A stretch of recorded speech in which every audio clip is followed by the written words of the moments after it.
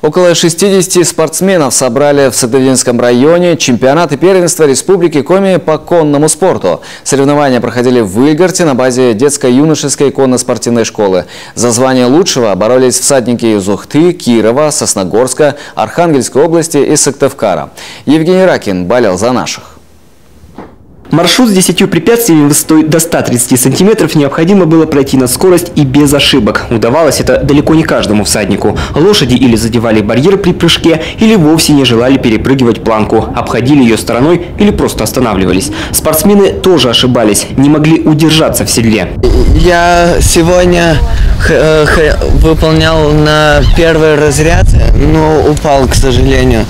И из-за этого расстроен. Организаторы и судьи отметили, что на соревнованиях такие ошибки вполне естественны. И даже действующий чемпион или лидер турнира в любую секунду может потерять очки. Даже темная лошадка может здесь выстрелить, потому что элемент удачи его никто не отменял. Он присутствует, это спорт. Вот. Здесь техническая подготовка важна, но и, конечно, повезло, не повезло. В день соревнований было тепло и солнечно, так что на трибунах собралось немало болельщиков. Они поддерживали наездников криками и аплодисментами. Я, всегда прихожу, болею, не только за своих детей, даже за других детей.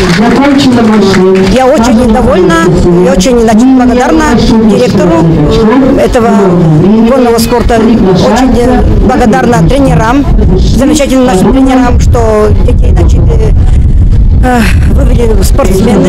Ну, надеюсь, что все будет хорошо. Победители нынешнего турнира будут представлять Коми на чемпионате Приволжского федерального округа в Нижнем Новгороде. Он стартует уже на следующей неделе. Евгений Ракин, Евгений Ершов, Антон Ворожищев, телеканал Юрган, Сыктывдинский район.